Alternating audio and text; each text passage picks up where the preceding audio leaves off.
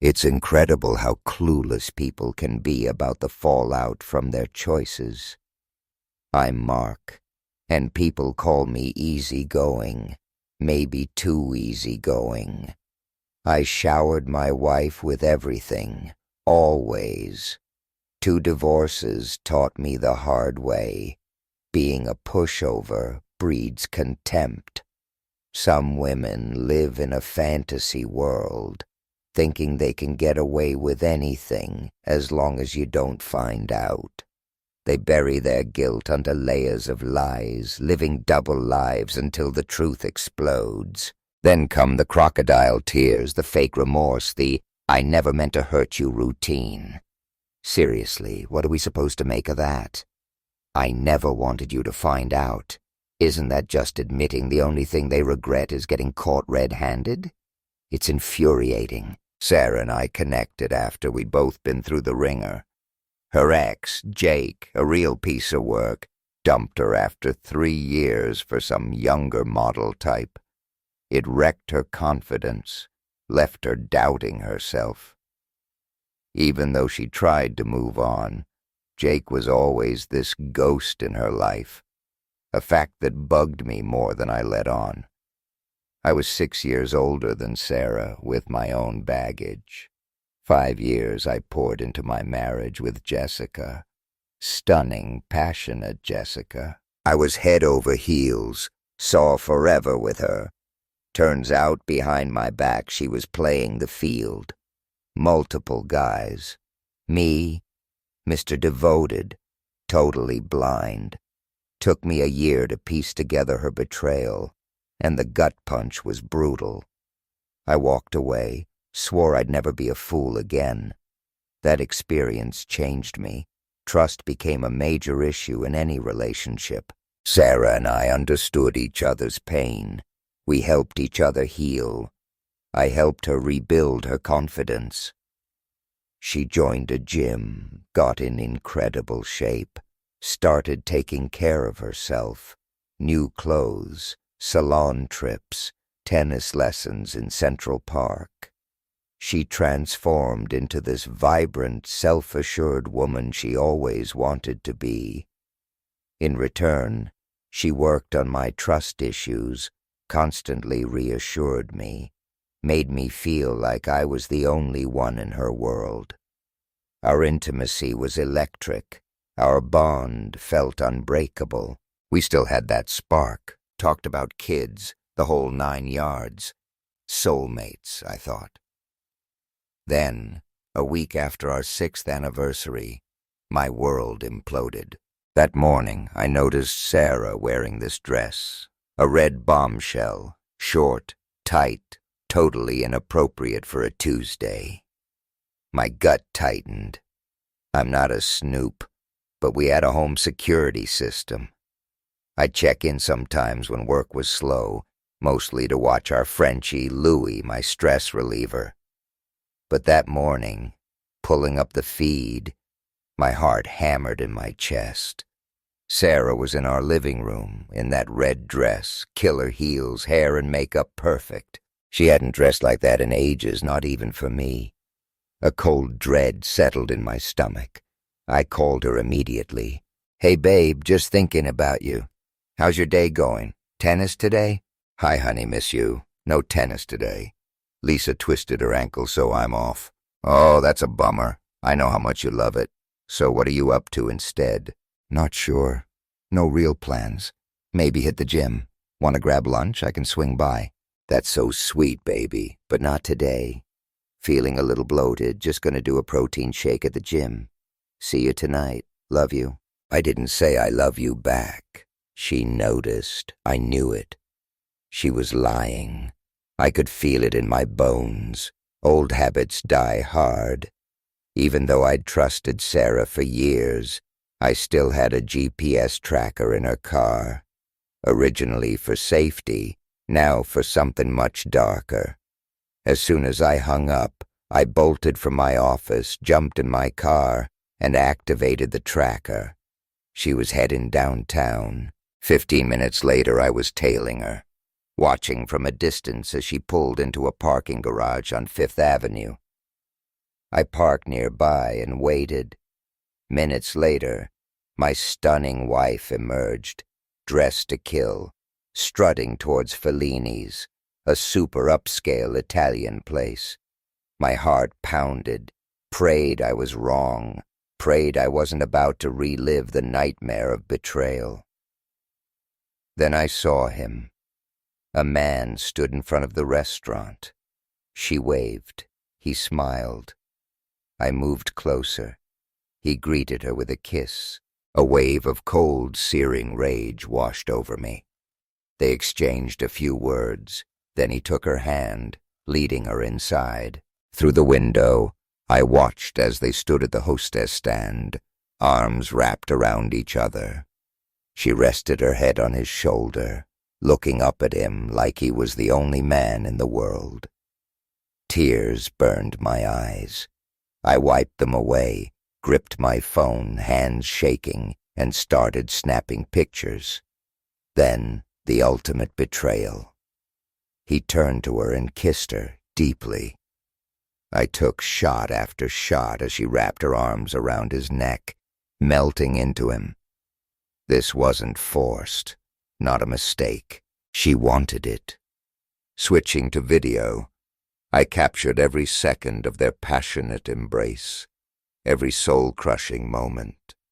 Then I saw his face clearly for the first time.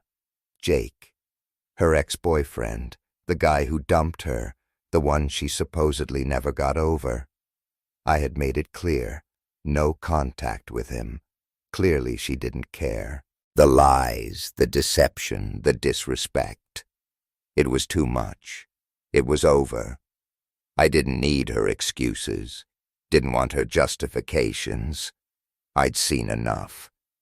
Rage simmered beneath my skin. I drove back to my office, drowning in betrayal and heartache. 5 hours of staring blankly at my computer screen later, I left, already knowing my next move. I was curious. Would she tell me the truth, or would she keep spinning lies? Pulling into the driveway, I braced myself. Sarah was in the kitchen, setting the table for a fancy dinner. She wore a cute, casual dress, eyes full of love and warmth, or so it seemed. She greeted me with a long kiss, hands lingering on my shoulders. "I missed you today," she murmured. Typical cheating wife nonsense, the guilt, the overcompensation. I stayed silent, watching her, feeling the weight of everything I was about to lose. "Honey, are you okay? Did something happen?" she asked, concern flickering across her face. I poured myself a stiff whiskey, grip tightening around the glass. "Yeah," I said, my voice low and steady. "Something happened." This was the beginning of the end. I forced a smile, tried to relax. "Everything's fine, just a stressful day. Let me change and freshen up for dinner. I'll be right down." Upstairs in the bedroom, I changed clothes, sat on the edge of the bed, finished my drink, letting the alcohol numb the edges. After I calmed down, I went back to the kitchen. My beautiful wife, smiling, happy, dinner on the table. She was in a great mood, clearly pleased with her little afternoon rendezvous. As we sat down, I started the conversation. "This is a wonderful dinner, Sarah, and you dressed so beautifully for me tonight. Thank you." "I love you, honey, and I love cooking for you," she said with a satisfied smile. For a few minutes, we ate in awkward silence. I noticed Sarah kept glancing at me, wondering what was wrong. Did she feel guilty? Would she confess? I'd find out soon enough. "So, tell me about your day," I said, my voice flat. "What did you do for lunch?" "Well, after you called, I went to the gym for a few hours, had a protein bar, and then came home to cook dinner for you. Pretty boring day," she offered, her answer rehearsed. She saw my face, noticed my eyes were starting to water. She quickly lowered her gaze to her plate. In a quiet voice, I said, "So, Sarah, how are we going to do this? Are we just going to meet with lawyers, or would you like to see a therapist first?" "What are you talking about, honey?" "About divorce, of course," I replied. "Stop being silly. What are you talking about?" "I'm talking about the end of our marriage, divorce, separation, figuring out how we can do this and still remain civil." "I don't understand. Why do you want a divorce?" "Really?" I gave her a few seconds, letting the question hang in the air. Suddenly, she became nervous, her hands fidgeting with her glass, no longer looking me in the eyes. She remained silent. "Did you follow me today?" she asked, her voice barely a whisper. "No," I lied, knowing it didn't really matter, but for some reason not wanting her to know about the tracker. "Why are you asking me if I followed you? Is there something I should know?" I could tell she was still confused, unsure what to say. Like all cheaters, denial was her first instinct. She insisted nothing was going on, that she didn't understand what I was talking about. "Why are you asking me about divorce?" With a sad expression, I stared into her eyes, hoping she would break down and tell me the truth. After a long silence, I said, "Well, let me show you what's bothering me, Sarah." I unlocked my phone and showed her a photo of her and Jake kissing outside the restaurant. That picture, maybe, could have been explained away as a friendly, awkward greeting kiss. I didn't want to show her the rest. Not yet. Not until I heard more of her lies. Her jaw dropped. Tears welled up in her eyes. Excuses were already forming. "Honey, I can explain. It was just a greeting kiss. Nothing happened. Where did you get this photo?" "So, how's Jake doing these days, baby?" I said, my voice dripping with sarcasm. "Let me tell you how I got this photo. I was walking down Fifth Avenue after leaving the Apple store when I thought I saw you walking hand in hand into Fellini's. I crossed the street, walked up to the window, and saw you standing there while he wrapped his arm around you. My first thought was, that's not Sarah. But of course it was you. My second thought was, why is she wearing that sexy dress and those heels? She never dresses like that for me anymore. Then I realized you were with Jake, and everything suddenly made sense. I started taking a few pictures just as you leaned in and kissed him. And that's how I got this photo." The next photo showed her with her arms around his neck, her short dress riding up so high you could see everything. "You really did look sexy in that dress, and your hair and makeup were stunning. Were you heading to a modeling shoot, or applying for a job as a, Tell me, why did you dress like that for him? I don't remember the last time you wore something that sexy for me." She dropped her head into her hands and started sobbing. I just stared at her, waiting for an answer. When she remained silent, I continued. My new phone has an amazing camera that lets me zoom in with incredible clarity. Here, let me show you." I zoomed in on her left hand, wrapped around Jake's neck. I enlarged the image of her finger. Bear with me. No wedding rings. I held the image up to her face. No wedding rings today. Funny. I don't remember you ever taking them off in all the time we've been together. Today must have been a really special day. Now do you understand why I'm talking about divorce? Sarah was shaken to her core. Up until that moment, she'd probably seen it as harmless flirting. Nothing serious. For the first time since Jake had contacted her, she understood this had become an emotional affair, bordering on infidelity. Maybe not physical, but emotionally devastating. "What have I done?" she whispered to herself, her heart aching, nausea rising, pain she had inflicted on her husband. She had to reach me, save our marriage. Mark, you have to believe me. Nothing happened after lunch. We went our separate ways. But you have to believe me, nothing happened. It was just lunch, she sobbed, desperately searching for a way out.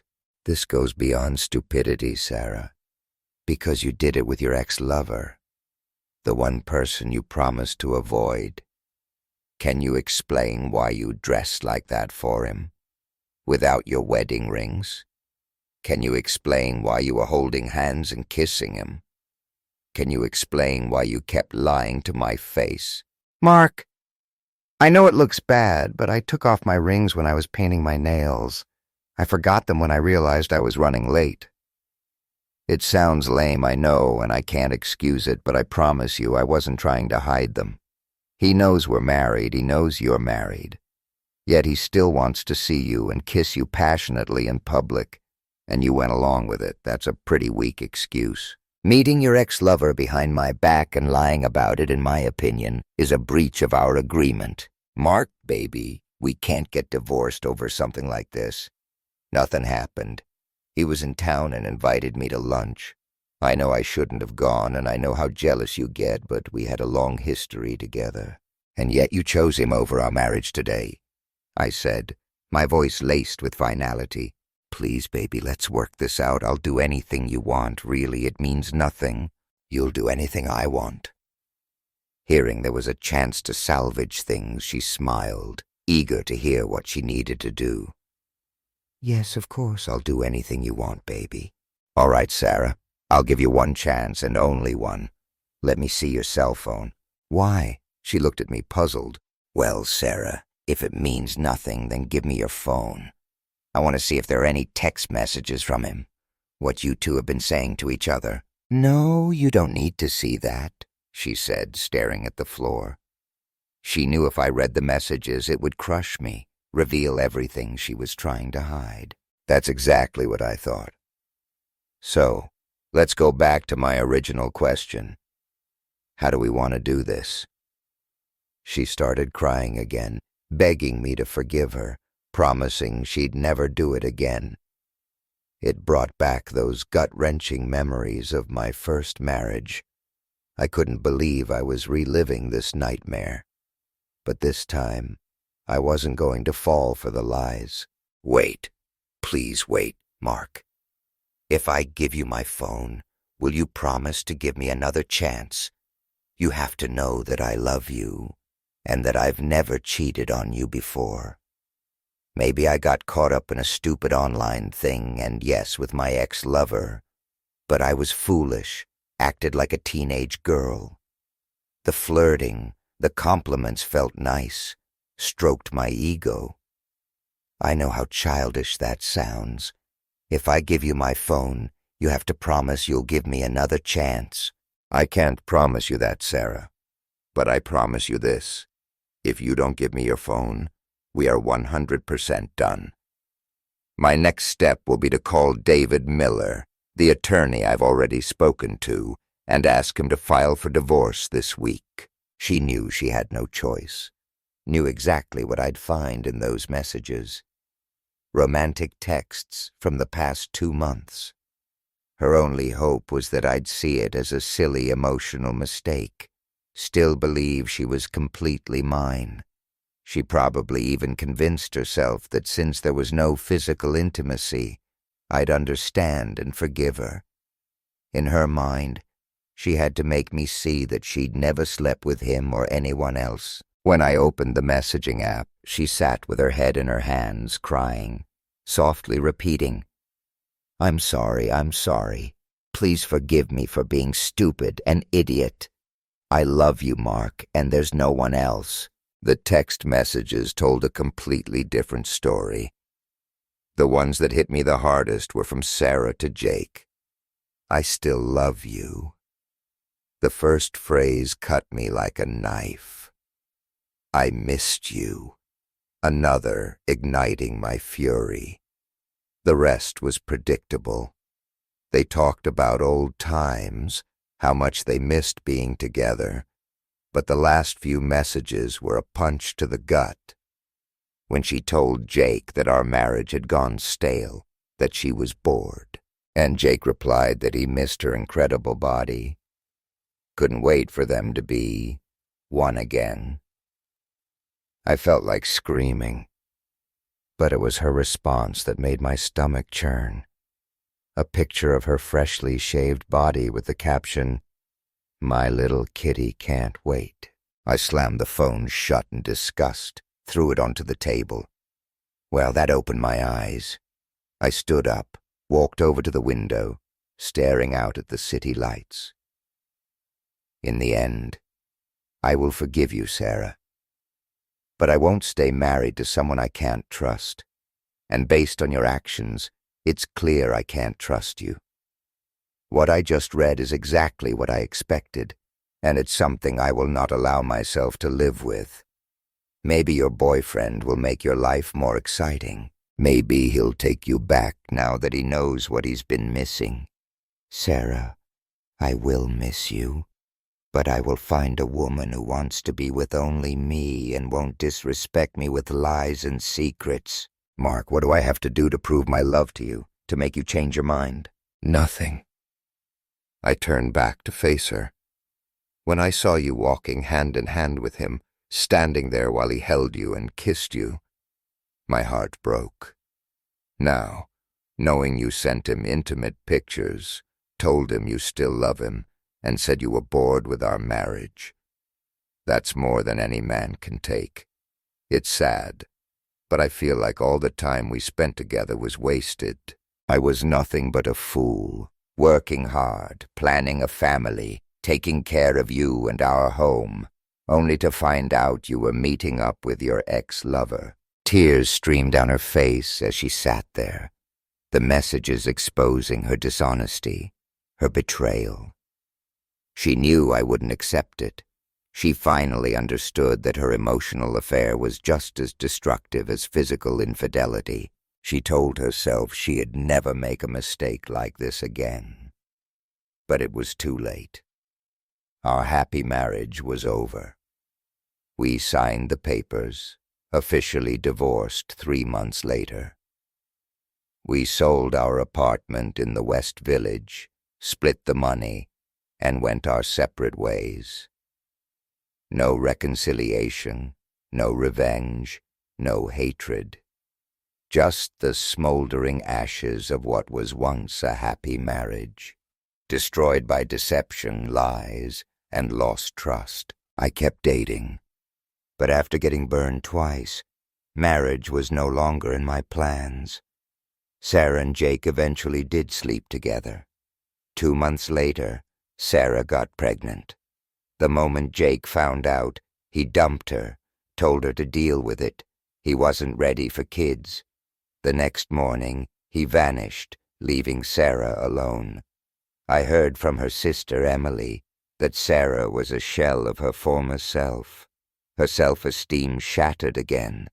She was in a constant state of depression. Then, she lost the baby after a terrible fall down the stairs in her apartment building. Her life went from paradise to hell, all because of her vanity, her selfishness. She couldn't forgive herself for destroying our marriage, for losing my love and respect. Trust, loyalty, respect. Screw up one, and you lose all three.